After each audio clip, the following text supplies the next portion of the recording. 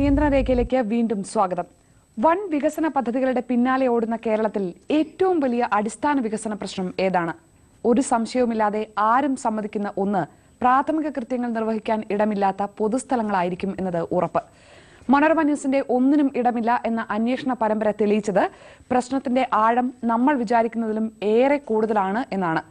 പൊതുസ്ഥലങ്ങളിൽ മാത്രമല്ല, സ്കൂളുകളിൽ, ഓഫീസുകളിൽ, എവിടെയും ഏറ്റവും പ്രധാനപ്പെട്ട ആവശ്യത്തിന് ഒരു പരിഗണനയും ഇല്ല. നിയന്ത്രണരേഖ ഇന്ന് ചർച്ച ചെയ്യുന്നത് ഈ അടിസ്ഥാന ചോദ്യമാണ്. എന്തുകൊണ്ടാണ് കേരളത്തിലെ പൊതുസ്ഥലങ്ങളിൽ അത്യാവശ്യത്തിന് പോലും ശുചിമുറികൾ ഇല്ലാത്തത്? ചർച്ചയിൽ നമ്മളോടൊപ്പം ചേരുന്നത് പ്രമുഖ നാടക പ്രവർത്തക ശ്രീമതി PS ആശാദേവി, സാമൂഹ്യ പ്രവർത്തക ശ്രീമതി ജ്യോതി നാരായണൻ, കൊച്ചി കോർപ്പറേഷൻ കൌൺസിലറും CPM നേതാവുമായ അഡ്വക്കേറ്റ് അനിൽകുമാർ, മഹിളാ കോൺഗ്രസ് ദേശീയ ഉപാധ്യക്ഷ advocate Bindu Krishna, gastro enterologist doctor Sunil K. Mathai, ഒപ്പം പ്രേക്ഷകരുമാണ്. ആദ്യം ശ്രീമതി ആശാദേവി, ഇപ്പോഴത്തെ സാഹചര്യം എന്താണ്? കേരളത്തിലെ പൊതുസ്ഥലങ്ങളിൽ പുറത്തിറങ്ങുമ്പോൾ പ്രാഥമിക ആവശ്യങ്ങൾക്ക് എവിടെയാണ് ആശ്രയിക്കാറുള്ളത്? പൊതുസ്ഥലങ്ങളിൽ വളരെ അപര്യാപ്തമാണ്. വളരെ അപൂർവമായ സ്ഥലങ്ങളിൽ മാത്രമേ അതിനുള്ള സൗകര്യമുള്ളൂ. സൗകര്യം ഉണ്ടെങ്കിൽ തന്നെ അത് വളരെ വൃത്തിഹീനമായിരിക്കും. ഇപ്പോൾ യാത്രയിലൊക്കെ അനുഭവിച്ചിട്ടുള്ള പ്രശ്നങ്ങളാണ്. ട്രാൻസ്പോർട്ട് ബസ് സ്റ്റാൻഡുകളിൽ അങ്ങനെയുള്ള സ്ഥലങ്ങളിൽ ഒന്നും തന്നെ, എല്ലാം പേരിനുണ്ട്. പിന്നെ പല സിറ്റികളിലും ഈ ടോയ്ലറ്റുകളുണ്ട്, പക്ഷെ അതൊക്കെ പൂട്ടിക്കിടക്കുകയായിരിക്കും, ഇത് വർക്ക് ചെയ്യുന്നില്ല. സ്ത്രീകളുടെ ഈ പ്രശ്നങ്ങളുമായിട്ട് ബന്ധപ്പെട്ട് പഠിക്കുമ്പോൾ ഇതുമായിട്ട് ബന്ധപ്പെട്ട് ഒരുപാട് അനുഭവങ്ങളും തമാശകളും ഒക്കെ ഉണ്ട് ഇതുമായിട്ട് ബന്ധപ്പെട്ട്. അതിൽ ഏറ്റവും രസകരമായിട്ടുള്ള ഒരു കാര്യം, നമ്മുടെ എഴുത്തുകാരിയായിട്ടുള്ള മാധവിക്കുട്ടി ഒരിക്കലും ഈ വിഷയം ഞങ്ങൾ സംസാരിക്കുന്ന സമയത്ത് അവർ പറഞ്ഞത്, അവരൊരു യൂണിവേഴ്സിറ്റിയിൽ സംസാരിക്കാൻ ചെന്ന സമയത്ത് ഒന്ന് ബാത്റൂമിൽ പോണ കാര്യം പറഞ്ഞപ്പോൾ അവിടെ അവർ ഉപയോഗിച്ച ഒരു ഭാഷ എന്ന് പറഞ്ഞാൽ, അവരെ ബാത്റൂമിൽ കൊണ്ടുപോയപ്പോൾ അവിടെ ചെരാതുപോലെ ഒരു സാധനമാണ് ബാത്റൂമിൽ പോകാൻ വച്ചിരിക്കുന്നത് എന്നുള്ളത്. ആരാണ് സ്ത്രീകൾ യാത്ര തന്നെ വേണ്ടാന്ന് വയ്ക്കുന്നു, അവരുടെ മൊത്തത്തിലുള്ള മൊബിലിറ്റിയെ നഷ്ടപ്പെടുത്തുന്നു എന്നുള്ളതാണ് ഈ അതിലൊരു പ്രശ്നം. ഒരു 30-35 വയസ്സൊക്കെ കഴിയുമ്പോഴത്തേക്കും സ്ത്രീകൾക്ക് ബാത്റൂമിൽ പോകാതെ യാത്ര ചെയ്യുക എന്നുള്ളത് വളരെ ബുദ്ധിമുട്ടാണ്. അവരുടെ കൺട്രോൾ കുറഞ്ഞു പോകും. സ്ഥലങ്ങളിലും ബാത്റൂം ഉണ്ടെങ്കിലും ബാത്റൂമിന് അടപ്പുണ്ടാവില്ല, വെള്ളം ഉണ്ടാവില്ല, അതിൽ ബക്കറ്റ് ഉണ്ടാവില്ല, വേസ്റ്റ് ഇടാനുള്ള സംവിധാനങ്ങൾ ഉണ്ടാവില്ല, പൊട്ടി ഒലിച്ച് നമുക്ക് ആ പ്രദേശത്തേക്ക് പോകാൻ പറ്റാത്തൊരവസ്ഥയായിരിക്കും. പലതും പൂട്ടിക്കിടക്കുകയായിരിക്കും. റെയിൽവേ സ്റ്റേഷനോ ബസ് സ്റ്റാൻഡോ പങ്കമാലി ബസ് സ്റ്റാൻഡിലോ ഒക്കെ തന്നെ പല പ്രാവശ്യം നമ്മൾ ഇതിനെതിരെ സംസാരിക്കുക പോലും ചെയ്തിട്ടുണ്ട്. നിങ്ങൾക്കൊരു ഒഴിഞ്ഞ സ്ഥലം കിട്ടിയാൽ തീരുന്ന പ്രശ്നമല്ലേ ഉള്ളൂ എന്ന് പറയുമായിരുന്നു. ഇപ്പൊ കേരളത്തിൽ അങ്ങനെ ഒഴിഞ്ഞ സ്ഥലങ്ങൾ തീരെ കുറവായതുകൊണ്ട് ആണുങ്ങളെയും ഇത് വളരെ ഗുരുതരമായി ബാധിക്കുന്ന പ്രശ്നമാണ് എന്നറിയാം. പ്രശ്നം നമ്മളെയും അഭിമുഖീകരിക്കുകയാണ്. അതായത് നേരത്തെ ഈ പറഞ്ഞതുപോലെ എറണാകുളം നഗരത്തിൽ പോലും നമുക്ക് വേണമെങ്കിൽ ഒരു സ്ഥലത്ത് ഞങ്ങളെ സംബന്ധിച്ച് ഒരു കാര്യം സാധിക്കണമെന്ന് തീരുമാനിച്ചാൽ അത് വലിയ പ്രശ്നമല്ലായിരുന്നു. പക്ഷെ ഇന്ന് നഗരത്തിലെ റോഡുകളിൽ ചെന്ന് നമ്മൾ അങ്ങനെ ഒരു രീതിയിൽ പെരുമാറുക എന്ന് പറഞ്ഞാൽ അത് നമ്മുടെ സംസ്കാരത്തിന് യോജിക്കാത്ത സ്ഥിതിയാകുന്നു. മാത്രമല്ല റോഡുകളെല്ലാം വളരെ ബിസിയാകുന്ന ഒരു സ്ഥിതിയാണ്. അപ്പോൾ പണ്ട് എല്ലാവരും ചെയ്തുകൊണ്ടിരുന്നൊരു കാര്യം, സാധാരണഗതിയിൽ അങ്ങനെ ഒരു സൗകര്യവും ഇല്ലാത്ത സമയത്ത് നമ്മൾ ആദ്യം തിരഞ്ഞെടുക്കുക ഒരു ഹോട്ടലിൽ കയറി ഒരു ചായ കുടിക്കാൻ തീരുമാനിക്കും. അപ്പോൾ ഹോട്ടലിൽ കയറി ചായ കുടിക്കാൻ തീരുമാനിച്ചാൽ ഈ ഒരു കാര്യം, ചിലപ്പോൾ ചായ നമുക്ക് വേണ്ടായിരിക്കും, പക്ഷെ നമ്മൾ അങ്ങനെ ഒന്ന് ചായ കുടിക്കാൻ തീരുമാനിക്കും. പക്ഷേ ഇവിടെ പറഞ്ഞ, ഞാനതിൽ ഇപ്പോൾ ഷാനി ചോദിച്ച കാര്യത്തിൽ ഒരു ചെറിയ ഭേദഗതി കൂടി വരുത്തുകയാണ്. നമ്മൾ പൊതുസ്ഥലങ്ങൾ മാത്രമല്ല, സത്യത്തിൽ ഇപ്പോൾ ചില റെസ്റ്റോറൻറ്റുകളിൽ ചെന്നാൽ പോലും ക്യൂ നിൽക്കേണ്ടി വരുന്ന റെസ്റ്റോറൻറ്റുകളുണ്ട്. ഒരുപാട് ബുദ്ധിമുട്ടുകൾ ഉണ്ടായിട്ടുണ്ട്. പല കാര്യങ്ങളിലും അവകാശബോധത്തെക്കുറിച്ച് വളരെ ബോധ്യമുള്ള ഒരാളും അത് പ്രതികരിക്കുന്ന ഒരാളുമാണ്. പക്ഷേ ഈ കാര്യത്തിൽ ഞാൻ അധികം പ്രതികരിച്ചിട്ടില്ല എന്നുള്ളത് അത്ഭുതത്തോടെ ഞാൻ പലപ്പോഴും ആലോചിക്കുന്നു. സ്കൂളിൽ പോകുമ്പോൾ ഒരിക്കൽ പോലും ബാത്റൂമിൽ പോയിട്ടില്ല. ഓർമ്മയിൽ ആ ബാത്റൂമിൻ്റെ പരിസരത്ത് നിന്ന് ആ സ്മെല്ല് കേട്ടതിന് ശേഷം പിന്നെ അത് നമുക്ക് പോകാനുള്ള ഇടമല്ലാന്ന് തിരിച്ചറിഞ്ഞ് പിന്നെ ഒരിക്കൽ പോലും പോയിട്ടില്ലാത്ത ഒരാളാണ് ഞാൻ. പിന്നീട് കോളേജിലായപ്പോഴും സത്യം പറഞ്ഞാൽ ഇത് അന്ന് അമ്മയും എല്ലാവരും പറയും, അരുത് ഇടയ്ക്കൊന്ന് പോകണം എന്ന് പറഞ്ഞാൽ പോകുകയില്ല. എപ്പോഴെങ്കിലും തിരികെ വീട്ടിൽ വന്ന് സംഘടനാ പ്രവർത്തനമൊക്കെ ആയിട്ട് വളരെ വൈകിയിരിക്കും വീട്ടിലെത്തുന്നത്. എന്നാൽ പോലും ഇത് സഹിച്ചു കൊണ്ടുനടന്ന് അതിൻ്റെ ആരോഗ്യ പ്രശ്നങ്ങൾ ചിലപ്പോഴായി വന്നിട്ടുണ്ട്. തിരുവനന്തപുരം മുതൽ കാസർഗോഡ് വരെയുള്ള സകല അത്യാവശ്യം നല്ല ഹോട്ടലുകളും ഹൃദിസ്ഥോ ഓരോ റൂട്ടിൽ പോകുമ്പോൾ തിരുവനന്തപുരം നല്ല ടോയ്ലറ്റുകളുള്ള ഹോട്ടൽ. അതാണ് ഭക്ഷണം നല്ല ഭക്ഷണമുള്ള ഹോട്ടലിനേക്കാൾ ശ്രദ്ധ നല്ല ടോയ്ലറ്റുകളുള്ള. പല ഹോട്ടലുകളിലും അങ്ങനെ ടോയ്ലറ്റ് കാണും, വലിയ വിസ്തൃതമായ ഹോട്ടലായിരിക്കും, പക്ഷെ ടോയ്ലറ്റിൽ ഒന്ന് കയറി ഒന്നും നമുക്ക് നേരെ നിവർന്ന് നിൽക്കാൻ പറ്റത്തില്ല, ചെറിയൊരു സ്പേസ് ആയിരിക്കും. അതുപോലെ പെട്രോൾ പമ്പുകൾ അറിയാൻ പറ്റും. പെട്രോൾ പമ്പ് കേരളത്തിൽ ഇതുവരെ പെട്രോൾ പമ്പിൽ പോയിട്ടില്ല, പലപ്പോഴും നല്ല ഹോട്ടലുകളെ ആശ്രയിക്കണം. പക്ഷെ കേരളത്തിന് പുറത്ത് പോകുമ്പോൾ നല്ല പെട്രോൾ പമ്പുകളും. മനോരമ ന്യൂസിനെ അങ്ങേയറ്റം അഭിനന്ദിക്കുക. നമ്മളെല്ലാവരും നേരിടുന്ന പ്രശ്നമായിട്ടുള്ള ഇതിനെക്കുറിച്ച് ആരും ശ്രദ്ധിച്ചില്ല. നമ്മളെല്ലാം ഇത് നമ്മൾ സഹിക്കാൻ വിധിക്കപ്പെട്ടവരാണോ എന്നുള്ള മട്ടിൽ നമ്മൾ മറ്റു വലിയ കാര്യങ്ങളുമായിട്ട് പോവുകയായിരുന്നു. കേരളത്തിന്റെ പൊതു ആരോഗ്യത്തിന് എത്രമാത്രം ബാധിക്കുന്ന ഒരു പ്രശ്നമാണ്. നമ്മൾ ഈ ബാത്റൂം വൃത്തികേടാവുമ്പോൾ ഈ കയറുന്ന ആൾക്കാർക്ക് അങ്ങോട്ടും ഇങ്ങോട്ടും സ്പ്രെഡ് ചെയ്യുന്ന അസുഖങ്ങൾ അതിനകത്ത് തന്നെ വരും. കാരണം ഈ ടോയ്ലറ്റ് ക്ലീൻ ചെയ്തിട്ടില്ലെങ്കിൽ അതിനകത്തല്ലേ കയറിയിരിക്കുക. അപ്പോൾ സ്കിൻ ഡിസീസ് മുതൽ വെനേറിയൽ ഡിസീസ് മുതൽ എന്ത് വേണേലും അതിനകത്ത് അങ്ങോട്ടും ഇങ്ങോട്ടും പകർന്നു കൊടുക്കാം. അത് ബാത്റൂം ക്ലീൻ ചെയ്തിട്ടില്ലെങ്കിലുള്ള കുഴപ്പം. രണ്ടാമത്തത് ബാത്റൂം ഇല്ലെങ്കിലുള്ള കുഴപ്പം എന്ന് പറയുന്നത് ഈ പൊതുസ്ഥലങ്ങളിൽ പോയി മലമൂത്ര വിസർജനം ചെയ്യുമ്പോൾ അവിടുന്ന് പകർന്നു കിട്ടുന്ന അസുഖങ്ങൾ.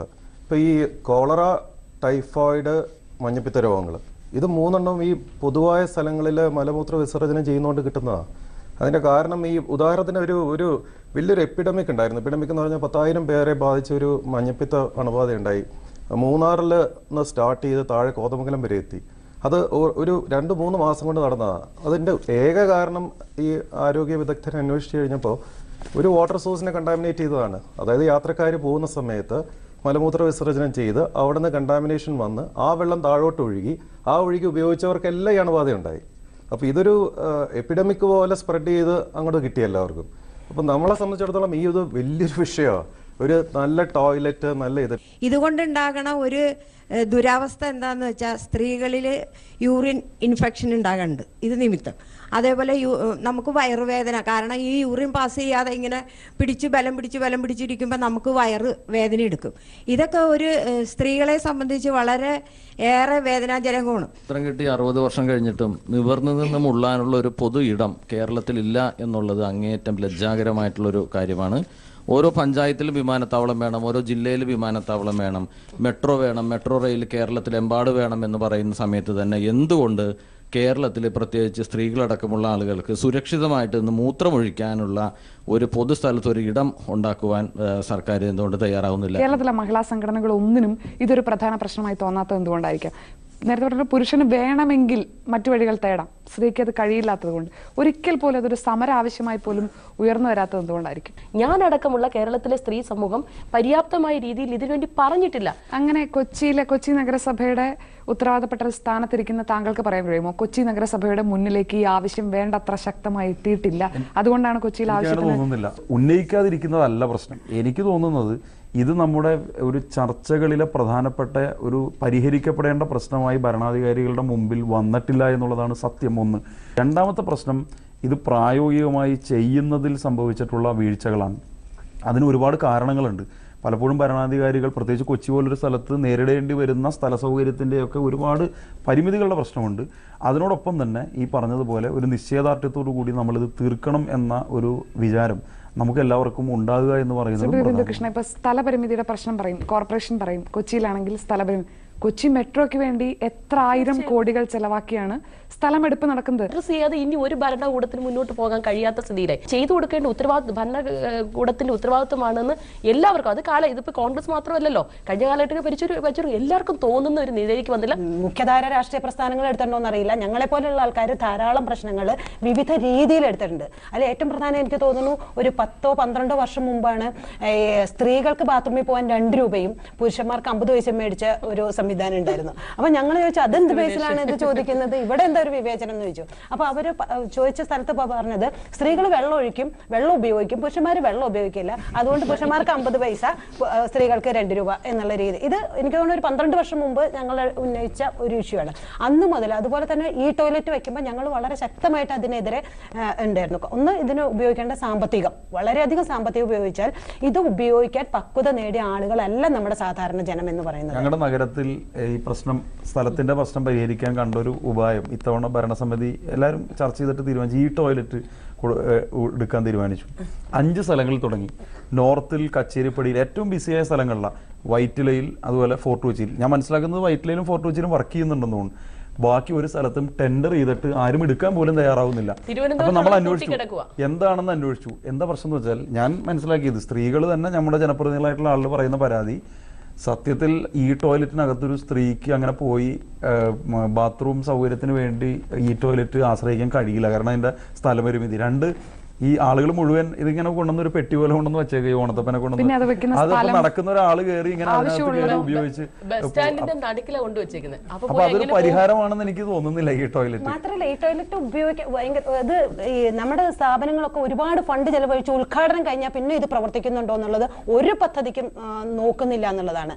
ഏതൊരു പദ്ധതി എടുക്കുമ്പോഴും അതിന്റെ കൂടെ അതിന്റെ ഒരു മെയിൻ്റനൻസ്, മിനിമം 5 വർഷമെങ്കിലും ഇത് പ്രവർത്തിപ്പിക്കും എന്ന് ഉറപ്പാക്കുന്ന ഒരു മെയിൻ്റനൻസും കൂടി അല്ലാതെ ഒരു പദ്ധതി വന്നാൽ ഇത് പ്രായോഗികമല്ല. വളരെ ശോചനീയമായ ഒരവസ്ഥയാണ് ഞങ്ങൾക്ക് സ്ത്രീകളെ സംബന്ധിച്ച്. പണ്ടൊക്കെ സ്ത്രീകളെ ജോലിക്ക് അധികം പോകുന്നില്ലായിരുന്നു. പക്ഷെ ആ കാലം മാറി ഇപ്പോൾ ജോലിക്ക് ഒരുപാട് പേര് പോയി. പോകുന്നവരൊക്കെ മിക്കവാറും സ്ത്രീകൾ രോഗികളായിട്ടേ അവസാനിക്കുന്നുള്ളൂ. ഭരണ പ്രതിപക്ഷ അംഗങ്ങൾ ശരിക്കും പറഞ്ഞാൽ ഇതിനെക്കുറിച്ചൊന്നും ആലോചിക്കാൻ പറ്റില്ല. അവർക്ക് വേണ്ട സ്ഥലങ്ങൾ എല്ലാം വളരെ നന്നായി കഴുകി വൃത്തിയാക്കാനുള്ള ആളുകളെല്ലാം സെറ്റപ്പ് ചെയ്തിട്ടാണ് അവർ മന്ത്രിമാരാകുന്നതും മറ്റുള്ളതാവുന്നതും. സ്ത്രീകള് മന്ത്രിയും MLA മാരൊന്നും ഇല്ലാഞ്ഞിട്ടല്ലോ. അവർക്കും ഇതെല്ലാം അത്യാവശ്യമായിട്ട് പോലും ഒരാൾ പോലും, ഒരു MLA ഒരു മന്ത്രി പോലും ഇതിനെക്കുറിച്ച് ഇന്നേ വരെ ഒരു അക്ഷരം പോലും കേരളത്തിൽ മിണ്ടിയിട്ടില്ല. താങ്കൾ പറഞ്ഞതുപോലെ ഇങ്ങനെ ഹൈഫൈ ലൈഫ് ഒന്നുമില്ല. ഞങ്ങൾക്ക് ആരും കാശ് തന്നിട്ടില്ല. ഞങ്ങളുടെ കുടുംബത്തിലെ കാശ് എടുത്തുകൊണ്ട് പൊതുജനത്തിന് വേണ്ടി പ്രവർത്തിക്കുന്നവരാ ഞങ്ങൾക്ക് ആർക്കും ഒരു രൂപ തന്നിട്ടില്ല. മന്ത്രിമാരെന്ന് വെച്ചാൽ വിരലിൽ എണ്ണാവുന്നവർ മാത്രമല്ലേ ഉള്ളൂ. തീരുമാനമെടുക്കേണ്ടതും നടപ്പാക്കേണ്ടതുമായ ആളുകൾക്ക് ഈ പ്രശ്നം ഒരിക്കലും നേരിടേണ്ടിയെങ്കിലും അവരൊന്നും ഒരു സുപ്രഭാതത്തിൽ മന്ത്രിമാരായവരല്ല. നമ്മളെ ഒക്കെ പോലെ എത്രയോ വർഷം പ്രവർത്തിച്ചാണ് ഓരോരുത്തരും മന്ത്രിമാരാണ്. പക്ഷെ ആ ശ്രദ്ധ കുറവ് അവിടെയാണ്. ഞാൻ നേരത്തെ സുബീനി ഇപ്പൊ നമ്മൾ എന്ത് പറഞ്ഞാലും ഇത് ശ്രദ്ധ കുറവൊന്നുമല്ല. ഇത് ധാരാളം ഇപ്പൊ ഈ ദീർഘദൂര ബസ്സുകൾ യാത്ര ചെയ്യുമ്പോൾ സ്ത്രീകൾക്ക് ബാത്റൂം വേണം എന്ന് ആവശ്യപ്പെട്ടതിന്റെ ഒരു തുടർച്ചയായിട്ടാണ് ഈ പെട്രോൾ പമ്പുകളിൽ ബാത്റൂം വേണം എന്നുള്ള കമ്പൽസറി ആയിട്ടുള്ള ഒരു നിയമം വന്നത്. അത് എവിടെന്നെങ്കിലും എന്തെങ്കിലുമൊക്കെ ഒരു പ്രഷർ വന്നുണ്ട്. മാത്രമല്ല ഇവിടുത്തെ ഭരണാധികാരികളോട് സ്ത്രീകൾ പല പ്രാവശ്യമായിട്ട് ആവശ്യപ്പെട്ടിട്ടുണ്ട്. ബാത്റൂം ആവശ്യമുണ്ട്, വൃത്തിയുള്ള ബാത്റൂം ആവശ്യപ്പെട്ടു. മെട്രോപൊളിറ്റൻ സിറ്റി ആണെന്നാണല്ലോ വെയ്പ്പ്. കൊച്ചി നമ്മൾ അതിവേഗം ബഹുദൂരം മുന്നിലോട്ട് ഓടിക്കൊണ്ടിരിക്കുകയാണ്. സ്മാർട്ട് സിറ്റിയാണ്. പിന്നെ മെട്രോ റെയിൽ വരുന്നു. ഇത്രയും വേഗത്തിൽ പോകുന്ന ഒരു സ്ഥലത്ത് ഇപ്പം മറൈൻ ഡ്രൈവിൽ എത്രയോ ആൾക്കാർ വന്ന് ഇരിക്കുന്ന ഒരു സ്ഥലമാണ് മറൈൻ ഡ്രൈവ്. അവിടെ ഒരു സൗകര്യവും ഇല്ല. പാർക്കുകളിൽ ഇപ്പം സുഭാഷ് പാർക്കിൽ സൗകര്യമുണ്ട്. പലപ്പോഴും പ്രധാന പ്രശ്നം എന്ന് പറഞ്ഞാൽ പൊതുസ്ഥലങ്ങളിലെ ടോയ്ലറ്റുകളിലെ ലൈറ്റ് വർക്ക് ചെയ്യുന്നില്ല. ഇപ്പം സ്ത്രീകളെ സംബന്ധിച്ച് വലിയ പേടിയാണ്. ഈ ടോയ്ലറ്റ് എന്ന് പറയുന്നത് ഏതാണ്ട് ഗൂഢസംഘത്തിൽ കൊള്ളസംഘത്തിൽ പോകുന്ന വലിയൊരു സ്ഥലത്തായിരിക്കും ടോയ്ലറ്റ് കൊണ്ടുവച്ചിരിക്കുന്നത്. അവിടെ പിന്നെ ഓപ്പറേറ്റ് ചെയ്യുന്ന പ്രൈവറ്റ് പാർട്ടികൾക്കാണ് ഓപ്പറേറ്റ് ചെയ്യാൻ കൊടുത്തിരിക്കുന്നത്. ഇത്രയധികം തൊഴിൽ പ്രശ്നങ്ങളുള്ള ഒരു സ്ഥലത്ത് ഇങ്ങനെയുള്ള ടോയ്ലറ്റുകൾ വേണ്ട വിധത്തിൽ വർക്ക് ചെയ്യിപ്പിക്കാനും അതിനുള്ള അത് പ്രൈവറ്റായിട്ട് കൊടുത്താൽ തന്നെ അത് ലേലത്തിലൊക്കെ എടുക്കാൻ ആൾക്കാരുണ്ട്. അതിനെങ്കിലും അനുകരിക്കാവുന്ന മാതൃകകളുണ്ടെന്ന് തോന്നിയിട്ടുണ്ടോ കാണുമ്പോൾ? ബോംബെയിൽ സ്ഥിതി ഒരുപാട് മെച്ചമാണ്. ഞാൻ ബോംബെയിലായിരുന്നു കൂടുതൽ കാലം. ബോംബെയിൽ ഒരുപാട് മെച്ചമാണ്. പക്ഷെ ഞാൻ പറയുന്നത് നമുക്ക് ഇവിടെ നമ്മളെപ്പോഴും ഈ ടെക്നോളജിയുടെ കാര്യത്തിലൊക്കെ നമ്മൾ ഒരുപാട് വികസിച്ച് നമ്മുടെ വിരൽത്തുമ്പിൽ ഈ ലോകമുണ്ട്. പക്ഷെ വിരൽത്തുമ്പിൽ നമ്മുടെ മൊബൈലിൽ വരുന്ന കാര്യങ്ങൾ നമ്മൾ മനസ്സിലാക്കുന്നില്ല. സായിപ്പ് പരസ്യമായി ചുംബിക്കും, പക്ഷെ സായിപ്പ് പരസ്യമായിട്ട് മൂത്രം ഒഴിക്കത്തില്ല. അപ്പോൾ ഇത് നമ്മൾ എപ്പോഴും അങ്ങോട്ട് നോക്കിയിരിക്കുക, പാശ്ചാത്യ ലോകത്തേക്ക് നോക്കിയിരിക്കുകയാണ്. നമുക്ക് എന്തുകൊണ്ടാണ് അവരുടെ വൃത്തിബോധം നമുക്ക് അക്സെപ്റ്റ് ചെയ്യാൻ പറ്റാതെ? എനിക്ക് തോന്നുന്നത് പ്രയോറിറ്റൈസ് ചെയ്യണം എന്നുള്ളത്. അതായത് യാത്ര കൂടുതൽ വരുന്നത് ഇപ്പൊ KSRTC ബസ് സ്റ്റേഷൻ ഒരു ദിവസത്തെ യാത്രയുടെ നമ്പർ, ആൾക്കാരുടെ നമ്പർ നോക്കിയിട്ട് അവിടെ ഒരു ബിൽഡിംഗ് നമ്മൾ പബ്ലിക് യൂട്ടിലിറ്റി ആയിട്ട് അതിന് വേണ്ടി തന്നെ കെട്ടണം. കംഫർട്ട് സ്റ്റേഷൻ എന്ന് പറഞ്ഞിട്ടുള്ള ഒരു ചെറിയ മൂലയല്ല ഉദ്ദേശിക്കുന്നത്. നമ്മളൊരു നല്ലൊരു മേജർ ഒരു ഇതായിരിക്കണം അത്. അതിനകത്ത് സ്ത്രീകൾക്ക് പോകാനും പുരുഷന്മാർക്കും കുട്ടികൾക്കോ അല്ലെങ്കിൽ ഒരു ക്ലോക്ക് റൂമോ റെസ്റ്റ് റൂമോ അതുപോലെയുള്ള ഒരു റെസ്റ്റ് റൂംസ് ആയിരിക്കണം എല്ലാം. അത് ട്രാഫിക് അടിസ്ഥാനത്തിൽ, അതായത് എന്തുമാത്രം ട്രാഫിക് ആ വഴി കൂടെ മൂവ് ചെയ്യുന്നുണ്ട്, ആൾക്കാർ എത്രമാത്രം മൂവ് ചെയ്യുന്നുണ്ട്, അങ്ങനെ പ്രയോറിറ്റൈസ് ചെയ്തിട്ട് വേണം ഓരോന്ന് ചെയ്യാനായിട്ട്. 4-5 കൊല്ലം മുമ്പ് ഡൽഹിയിൽ പോയപ്പോൾ ഞാൻ കണ്ട ഒരു മാതൃകയുണ്ട്. ഡൽഹിയുടെ ബസ് സ്റ്റോപ്പുകളുടെ പുറകിലും ബസ് സ്റ്റോപ്പുകളുടെ സ്ഥലം തന്നെ നല്ല ഭംഗിയായി ഉപയോഗിച്ചുകൊണ്ട് അതിന് പരസ്യമൊക്കെ ചെയ്തുകൊണ്ട് അവർ ഞാൻ അന്ന് കയറിയൊക്കെ നോക്കി എങ്ങനെയുണ്ട് എന്നറിയാൻ. വളരെ ക്ലീനായി, പെയ്ഡാണ്, നമ്മൾ പൈസ കൊടുക്കണം, പക്ഷേ വളരെ നന്നായി, അധികം പൈസയൊന്നും വേണ്ട, അവർ നന്നായി ഉപയോഗിച്ചിട്ടുണ്ട്. കൊച്ചി നഗരത്തിലൊരു ബസ് സ്റ്റോപ്പിൻ്റെ മേലെ ഇത് ചെയ്താൽ തൊട്ട് പുറകിൽ തന്നെ മറ്റൊരു കടക്കാരനുണ്ടാവും, ഒരു വാണിജ്യ സ്ഥാപനം ഉണ്ടാവും. അതിനപ്പം തന്നെ ഏതെങ്കിലും ഒരു കോടതിയിൽ പോയി നമ്മുടെ എറണാകുളം നഗരത്തിൽ അങ്ങനെ സംഭവങ്ങൾ ഉണ്ടായിട്ടുണ്ട്. പ്രാക്ടിക്കൽ സൊല്യൂഷൻ ആലോചിക്കാം. നമ്മളിപ്പോൾ അതിനകത്ത് പരിമിതികളെല്ലാം ഡിസ്കസ് ചെയ്തു, പരിമിതിയുണ്ട്. ഒരു പ്രാക്ടിക്കൽ സൊല്യൂഷനായിട്ട് ഞാൻ ചോദിക്കുന്നത്, ഇതൊരു ഔട്ട്സോഴ്സ് ചെയ്തിട്ടുള്ള ഒരു ശൃംഖല, ഇപ്പൊ പറഞ്ഞില്ല, ഒരു ശൃംഖലയാക്കിക്കൂടെ എന്ന്. അതായത് സർക്കാരിന് ബുദ്ധിമുട്ടുകളുണ്ട്, അല്ലാതെ പ്രൈവറ്റ് ഡൂ ഇറ്റ് അങ്ങനെയാണെങ്കിൽ ഓരോ വലിയ പ്രോജക്റ്റുകളോടൊപ്പം ഇങ്ങനെയുള്ള കാര്യങ്ങൾ ചെയ്യണമെന്ന് ഇത് വെച്ചാൽ തീർച്ചയായും നടക്കാവുന്ന കാര്യമില്ല. വലിയൊരു പ്രശ്നം എന്ന് വെച്ചാൽ കഴിഞ്ഞ ദിവസം ഞാനൊരു ടൂറിസ്റ്റ് സെന്ററിൽ പോയപ്പോൾ ഒരു പ്രാവശ്യം മൂത്രമൊഴിക്കാൻ 4 രൂപയാണ് കൊടുക്കേണ്ടത്. ഈ 4 രൂപ കൊടുത്തുകൊണ്ട് എത്ര പേർക്ക് എത്ര പ്രാവശ്യം മൂത്രമൊഴിക്കാൻ പറ്റും? ഒരു ടോയ്ലറ്റിൽ നമ്മൾ പോകുമ്പോൾ എക്സ്പെൻസ് ആലോചിക്കാം. നമ്മൾ ആരും ആലോചിച്ചിട്ടുണ്ടാവില്ല. ഒരു ടോയ്ലറ്റിൽ ഒരു പ്രാവശ്യം പോകുമ്പോൾ നമ്മൾ ഫ്ലഷ് ചെയ്ത് കളയുന്നത് 12 ലിറ്റർ വെള്ളമാണ്. ഒന്ന് ഫ്ലഷ് ഉപയോഗിക്കില്ലേ, 12 ലിറ്റർ വെള്ളമാണ് നമ്മൾ കളയുന്നത്. എന്നാലേ അത് ക്ലീൻ ആവുള്ള ഏരിയ. അത് വെച്ചിട്ട് തന്നെ നമ്മൾ പുറത്തുനിന്ന് ഒരാൾ വരുമ്പോൾ അത്രയും എക്സ്പെൻസ് വരും. പിന്നെ അതിന് ഉപയോഗിക്കുന്ന ഡിറ്റർജന്റ്, പിന്നെ അത് ഉപയോഗിക്കുന്ന മാൻ പവർ, അത് ക്ലീൻ ചെയ്യണ്ടേ. അപ്പൊ ഇതൊന്നും വെറുതെ കിട്ടുന്ന സാധനങ്ങളല്ല ഇതൊന്നും. അല്ല, ഇതിൽ അപ്പൊ ഒരു യൂസഫി വരും അവിടെ. അല്ല, ഇതിൽ രണ്ട് കാര്യങ്ങളാണ്. ഒന്ന്, ചില കാര്യങ്ങൾ സർക്കാരിന്റെ ഉത്തരവാദിത്തമാണെന്ന് ഏറ്റെടുക്കണം. പിന്നെ ഒന്ന്, നമ്മളെ യൂറോപ്യൻ ക്ലോസറ്റ് പോലെയുള്ള സംവിധാനങ്ങൾ കേരളത്തിൽ സാധ്യതയുണ്ടോ, അതോ ഇന്ത്യൻ ക്ലോസറ്റ് തന്നെയാണ് ഉപയോഗിക്കുന്നത്, ഏതാണ് കേരളത്തിന്റെ അറ്റ്മോസ്ഫിയറിന് കുറെ കൂടി യോജിച്ചത് എന്നുള്ളത്. മിക്കവാറും ഫ്ലഷ് വർക്ക് ചെയ്യാന്ന് പറയുന്നത് ഒരു ഓഫീസുകളിലോ ഒരു സ്ഥലങ്ങളിൽ തന്നെ വർക്ക് ചെയ്യാത്ത ഒരു സാഹചര്യമുണ്ട്. അത് മെയിൻറ്റെയിൻ ചെയ്യാന്ന് പറയുന്നത് വളരെ ബുദ്ധിമുട്ടാണ്. ഡോക്ടർ പറഞ്ഞ പ്രൈവറ്റ് ഇത് മെയിൻറ്റെയിൻ ചെയ്യാൻ വേണ്ടി വേണമെങ്കിൽ ഒരു ചെറിയ ഇതൊന്നും ചെയ്യരുതെന്ന് ആരും പറയുന്നില്ല. പക്ഷെ ഗവൺമെന്റ് എന്ന നിലയിൽ ഗവൺമെന്റിന് ഈ പ്രശ്നം പരിഹരിക്കാനുള്ള ബാധ്യത ഗവൺമെന്റ് ഏറ്റെടുത്തില്ലെങ്കിൽ നമ്മൾ നേരെ കയറി ഡോക്ടർ ഇത് പ്രൈവറ്റ് ആളുകളുടെ കയ്യിലേക്ക് കൊടുത്താൽ സംഭവിക്കുന്നത് അവർ ഈ സ്ഥലം അന്വേഷിക്കേണ്ടി വരും. സ്ഥലം അന്വേഷിച്ച് അവരിപ്പോൾ എറണാകുളം നഗരത്തിൽ സ്ഥലം ഏറ്റെടുത്ത് ഒരു പ്രൈവറ്റ് സ്ഥാപനം വന്ന് ഈ ടോയ്ലറ്റ് നടത്തുക എന്ന് പറഞ്ഞാൽ അവൻ എത്ര രൂപ അതിനു വേണ്ടി ഈടാക്കേണ്ടി വരും. അപ്പോൾ ഗവൺമെന്റിന്റെ ഒരു റോള് ഇക്കാര്യത്തിൽ ഗവൺമെന്റിനേക്കാൾ വലുത് യഥാർത്ഥത്തിൽ തദ്ദേശ സ്വയംഭരണ സ്ഥാപനങ്ങളുടെ ഒരു റോൾ പ്രധാനം. ഈ ഇത്രയും വലിയ കൂറ്റൻ ബിൽഡിങ്ങുകൾ പണിയുമ്പോൾ ഇത്ര ഡിസ്റ്റൻസിൽ ഓരോ പൊതുജനങ്ങൾക്കൊരു ടോയ്ലറ്റ് വേണം എന്നീ നഗരസഭകളും ഈ പഞ്ചായത്തുകളും ഇവരൊന്നും എന്തുകൊണ്ട് ആലോചിക്കുന്നില്ല? തെരുവിൽ അലയുന്നവർക്ക് ഭക്ഷണം കൊടുക്കുന്ന എല്ലാ ദിവസവും 2 വീലർ ഓടിച്ച് പോകുന്ന ഒരാളാണ്. നഗരത്തിൻ്റെ എല്ലാ ഭാഗത്തും ഞാൻ എല്ലാ ദിവസവും പോകാറുണ്ട്. ഒത്തിരി അമ്മമാരെ കാണാറുണ്ട്. അമ്മമാരെല്ലാം വേദനയോടെ പറയുന്ന ഒരു കാര്യമാണ് ഇങ്ങനെ ടൗണിലേക്ക് വന്നു കഴിഞ്ഞാൽ ബാത്റൂമിൽ പോകാൻ ഒരു സ്ഥലമില്ല എന്നുള്ളത്. സ്ഥലങ്ങളിലും ഈ ടോയ്ലറ്റുകൾ സ്ഥാപിക്കുകയുണ്ടായി. പക്ഷേ ഇതൊക്കെ ഇപ്പോഴും പ്രവർത്തനരഹിതമാണ്. Physical needs of men and women differ. അപ്പോൾ തീർച്ചയായിട്ടും സെപ്പറേറ്റ് ടോയ്ലറ്റ്സ് വേണം. ഒരു അനുഭവം പ്രായോഗികമായി കോർപ്പറേഷനിൽ 15 കൊല്ലവും പോകുന്നു അടുത്ത വർഷം. അപ്പോൾ പലപ്പോഴും ഈ കോർപ്പറേഷനിൽ വരുന്ന ഇപ്പോൾ ഈ ടോയ്ലറ്റിനെ പറ്റി ചോദിച്ചുകൊണ്ട് ഞാൻ പറയുകയാണ്, കോർപ്പറേഷനിൽ വരുന്ന പദ്ധതികളുടെ എല്ലാം പിന്നിൽ എന്തെങ്കിലുമൊക്കെ ആളുകൾ ഉണ്ടാകും, ഒരു പുതിയ ഐഡിയ കൊണ്ട് വരും, അവർക്ക് അതിൻ്റെ ആവശ്യം ഉണ്ടാകും. അപ്പോൾ ഈ ടോയ്ലറ്റ് വന്നു. ഞാൻ ഡിസെൻഡിങ് നോട്ട് എഴുതിയ ആളാണ് ഈ ടോയ്ലറ്റിന്. കാരണം അത് ടെൻഡർ ഇല്ലാതെ FIT എന്ന് പറയുന്ന ഫോറസ്റ്റ് ഇൻഡസ്ട്രീസ് ആണ് ഈ ടോയ്ലറ്റ് വെച്ചത്. ഫോറസ്റ്റ് ഇൻഡസ്ട്രിയും ഈ ടോയ്ലറ്റും തമ്മിൽ എന്താ ബന്ധം? അപ്പോൾ വളരെ വ്യക്തമാണ്. കാരണം അത് മറ്റൊരു സ്വകാര്യ ആൾക്ക് കൊടുക്കാൻ വേണ്ടിയിട്ടുള്ള ഒരു മറയാണ് ഈ പൊതുമേഖലാ സ്ഥാപനം. നമ്മളത് ഉപയോഗിക്കേണ്ട രീതിയിൽ പിന്നെ ടോയ്ലറ്റുകൾ ഉപയോഗിച്ചാൽ അത് എല്ലാവർക്കും ഉപയോഗപ്രദമാകും. ഇതിലായിട്ടും വേസ്റ്റ് ഇട്ടാണ് അത് മോശമാകുന്നത്. പല കല്യാണ മണ്ഡപങ്ങളിലും കൺവെൻഷൻ ഗ്രൗണ്ടുകളിലും ഒക്കെ കണ്ടിട്ടുണ്ട്. നല്ല ടോയ്ലറ്റ് ആയിരിക്കും, പക്ഷേ അതിനുള്ളിൽ ഒരു കുപ്പിയോ അല്ലെങ്കിൽ ഒരു സാനിറ്ററി നാപ്കിനോ ഒക്കെ വീണ് അത് തീർത്തും ബ്ലോക്കായി മാറുകയാണ്. ഞങ്ങൾ സ്റ്റുഡൻസ് പേ ചെയ്ത് പഠിക്കുന്ന ഗവൺമെന്റ് കോളേജസിൽ പോലും ഇതുപോലെ ഇത്ര സ്റ്റുഡൻസ് പഠിക്കുമ്പോൾ അതിനാസ്പദമായ ടോയ്ലറ്റ്സും ഫെസിലിറ്റീസും ഇല്ല. പ്രത്യേകിച്ച് ഇവർക്കാണെങ്കിലും റെസ്റ്റ് റൂംസും ശുചിമുറികളും പ്രത്യേകിച്ച് ഗേൾസ് സ്റ്റുഡൻസിനും വളരെ കുറവാണ്. ജീവിക്കാനുള്ള അവകാശത്തിന്റെ ഭാഗമാണ് പ്രാഥമിക ആവശ്യങ്ങൾ നിർവഹിക്കുക എന്നുള്ളത്. അപ്പൊ അതിനാണ് നമ്മൾ ഏറ്റവും അധികം പ്രയോറിറ്റി ആദ്യം കൊടുക്കേണ്ടത്. അത് ഗവൺമെന്റിന്റെ ഉത്തരവാദിത്വം തന്നെയാണ്. കോളേജിൽ തന്നെ ആയാലും ബാത്റൂമിന്റെ കാര്യം വരുകയാണെങ്കിൽ എനിക്ക് ചില സമയങ്ങളിൽ അടുത്തുള്ള റവന്യൂ ടവറിൽ പോയി കാര്യങ്ങൾ സാധിക്കേണ്ടി വരുന്നു. മാഡം പറയേണ്ട ഈ സ്കൂളുകളിലെ ബാത്റൂമിന് അത് 2 ഇഷ്ടിക വെച്ചിട്ടുള്ള ഒരു ബാത്റൂമാണ്. അത് പ്രായപൂർത്തിയായ ഒരു പെൺകുട്ടി അത് എങ്ങനെ ഉപയോഗിക്കും? മുൻഗണനയുടെ തന്നെയായിരുന്നു പ്രശ്നം എന്നുള്ളത് നമ്മളൊക്കെ സമ്മതിച്ചു കഴിഞ്ഞു. എവിടെ നിന്ന് തുടങ്ങണം തിരുത്തി? ഉദ്ഘാടനം നടത്താനുള്ളതല്ല, വോട്ട് പിടിക്കാനും ഉദ്ഘാടനം നടത്താനുള്ളതാണ് മിക്കവാറും എല്ലാ പദ്ധതികളും. ഇത് പദ്ധതികളല്ല, ഇതൊരു ഡെവലപ്മെന്റിന്റെ ഭാഗം എന്നുള്ള രീതിയിൽ ഇത്തരം കാര്യങ്ങളെ മുൻകൂട്ടി കാണാനും അതിന്റെ ഉത്തരവാദിത്തങ്ങൾ എടുക്കാനും അത് നടപ്പിലാക്കാൻ ഏത് ഏജൻസിയെ ഉപയോഗിക്കാമോ അത്തരത്തിലുള്ള, ഇപ്പൊ എനിക്ക് തോന്നുന്നു സെൻട്രൽ ഗവൺമെന്റിന്റെ ഒക്കെ ഒരുപാട് ഏജൻസികൾ ബാത്റൂംസ് ഇതിന് വേണ്ടിയിട്ട് കൊടുക്കുന്നുണ്ട്. ഞങ്ങളുടെ കോർപ്പറേഷന്റെ ബിൽഡിംഗ് ആണെങ്കിൽ മേയർ അദ്ദേഹത്തിന് സാധാരണ ഒരു പ്രൈവറ്റ്, ഞാൻ പറഞ്ഞാൽ അത് ഞങ്ങൾ ഉൾക്കൊള്ളണം, ഒരു സ്വകാര്യമായ അദ്ദേഹത്തിന് ഈ സൗകര്യങ്ങളെല്ലാം ഉള്ള മുറികളുണ്ടാവും. അപ്പം അദ്ദേഹം ചിലപ്പോൾ സാധാരണ അത് ആരുടെയും കുറ്റമല്ല, അതായിരിക്കും ഉപയോഗിക്കുക.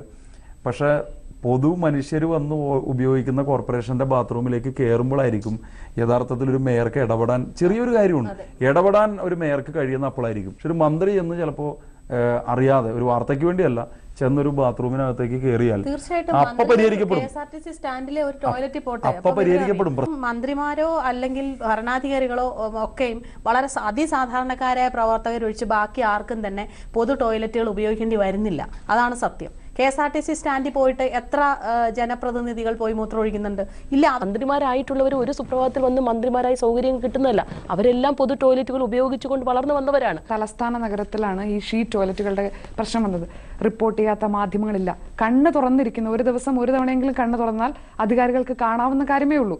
ഇത് പ്രസ്താവന കണ്ടു, ഷീറ്റ് ടോയ്ലറ്റ് അവിടെ ഉള്ളത് പ്രവർത്തിക്കാതെ കിടക്കുന്നത് പ്രവർത്തിപ്പിക്കുമെന്നും അതിന്റെ ആധുനിക സാങ്കേതിക വിദ്യ വരുമെന്നും ചാനലുകളുടെ വാർത്തകളോടുള്ള പ്രതികരണമായി സാനിറ്ററി വെൻഡിങ് മെഷീനുകൾ സ്കൂളുകളിൽ ഇൻട്രൊഡ്യൂസ് ചെയ്തു. പക്ഷെ ഇതൊക്കെ നേരത്തെ ചെയ്യേണ്ടതായിരുന്നു. ഇനി എല്ലാ സ്കൂളുകളിലും ഈ സാനിറ്ററി വെൻഡിങ് മെഷീനുകളും സ്ഥാപിച്ച് ഇതുപോലെ ടോയ്ലറ്റുകൾ കൃത്യമായി നന്നായി പ്രവർത്തിച്ചു. ടോയ്ലറ്റുകൾ നോക്കുമ്പോൾ ബിൽഡിങ്ങുകൾക്ക് അപ്പുറത്തേക്ക് പ്രവർത്തിക്കുന്നതായി മാറ്റാനുള്ള ഉത്തരവാദിത്തം ഗവൺമെന്റിന് ഉണ്ടാകും. വലിയ പദ്ധതികൾക്കൊക്കെ നമ്മളിപ്പോ കൊച്ചി മെട്രോയ്ക്ക് കൗണ്ട് ഡൗൺ ഒക്കെ കൊടുത്തിട്ടുണ്ട്. ഇത് അതിനേക്കാളൊക്കെ വളരെ പരമപ്രധാനമായ കാര്യമാണ്. വേണമെന്ന് അധികാരികൾ വിചാരിച്ചാൽ എത്ര സമയം വേണ്ടിവരും? കേരളത്തിൽ മിനിമം അടിസ്ഥാന ചുരുങ്ങിയ സമയത്തിനുള്ളിൽ ഈ പറയുന്ന എല്ലാ ടോയ്ലറ്റുകളുടെയും പ്രശ്നം എന്താ? പ്രോപ്പർ മെയിന്റനൻസ് ഇല്ലാതെ അടച്ചിടപ്പെടുന്നതാണ് കേരളത്തിലെ ഏറ്റവും പ്രധാനപ്പെട്ട പ്രശ്നം. സാമൂഹ്യ മനമാറ്റം കൂടി അനിവാര്യ. ഞാൻ എന്റെ കാര്യം കഴിഞ്ഞ് പോയി രണ്ടാമത് എന്റെ പുറകിൽ അവിടെ ആള് വരാനുണ്ടെന്നുള്ള ബോധ്യം എനിക്കുണ്ടാണ്. എന്റെ വീടാണെങ്കിൽ ഞാൻ ശ്രദ്ധിക്കും. ആ നിലയിലോട്ട് മാറാതെ പബ്ലിക് പ്ലേസും നമ്മുടെ വ്യക്തി ശുചിത്വം എല്ലായിടത്തും നമ്മൾ പോകുന്നിടത്തെല്ലാം പാലിച്ചെങ്കിൽ മാത്രമേ ഒരു പരിധി വരെ ഇത് ക്ലീൻ ചെയ്യാൻ പോകുന്ന ഒരു മനുഷ്യരല്ലേ. തീർച്ചയായും ഈ ഫിനാൻസിന്റെ കാര്യത്തിൽ prevention is better than cure എന്ന് പറയുന്ന പോലെ ഇതൊരു പ്രിവെന്റീവ് മെത്തേഡാണ്. അതായത് ഈ ആരോഗ്യ മേഖലയിൽ സ്പെൻഡ് ചെയ്യുന്ന കാശ്, ഇപ്പോൾ ഒരു കോളറ എപ്പിഡമിക് ഉണ്ടായി, അല്ലെങ്കിൽ കുറെ എലിപ്പനികൾ ഉണ്ടായി, അല്ലെങ്കിൽ ഇതൊക്കെ നമ്മൾ ഉണ്ടാവുമ്പോൾ എന്തുമാത്രം കാശ് ഗവൺമെന്റിന് സ്പെൻഡ് ആവുന്നത് ഈ ഗവൺമെന്റ് ഹോസ്പിറ്റൽ വഴി മരുന്ന് കൊടുക്കാനായിട്ടും, അല്ലെങ്കിൽ അപ്പോൾ അത്രയും എക്സ്പെൻസ് ഒരു വഴിക്കുണ്ടാവും. ഒരു സൊല്യൂഷനായിട്ട് ഒരു പ്രോബ്ലം സോൾവ് ചെയ്യാനുണ്ടാവുക. പ്രോബ്ലം ഉണ്ടാവുന്ന മേഖല എന്ന് പറയുന്നത് സാനിറ്റേഷനാണ്. അപ്പോൾ സാനിറ്റേഷൻ ശരിക്കും നന്നായിട്ട് അതിനകത്ത് പൈസ മുടക്കുകയാണെങ്കിൽ ഇവിടെ ഒത്തിരി പൈസ ലാഭിക്കാൻ പറ്റും. അപ്പോൾ prevention is better than cure എന്ന് പറഞ്ഞാൽ രണ്ടാമത് ഈ ചോദിച്ചില്ലേ എത്ര അടിസ്ഥാനത്തിൽ ചെയ്യാവുന്ന. ഇപ്പം നമ്മളിപ്പോൾ ഒരു ഇത്ര 1000 ടോയ്ലറ്റ് അല്ലെങ്കിൽ ഒരു മിഷനായിട്ട് എടുക്കുകയാണെങ്കിൽ 1000 ടോയ്ലറ്റ്സ് ഇൻ 6 months എന്ന് പറയുന്നത് ഗവൺമെന്റിന് വലിയ പ്രോബ്ലം ഉണ്ടാവില്ല. ഒരു 1000 ടോയ്ലറ്റ് 6 മാസത്തിനാവും എന്ന് പറയുന്നത് ഇത്ര ടോയ്ലറ്റ് വിഭജിച്ച് ഓരോ നോഡൽ പോയിന്റ്സ് ആയിട്ട് അങ്ങ് കൊടുക്കുക. അതിനകത്ത് പബ്ലിക് പ്രൈവറ്റ് പാർട്ടിസിപ്പേഷൻ ഇൻവൈറ്റ് ചെയ്യുക.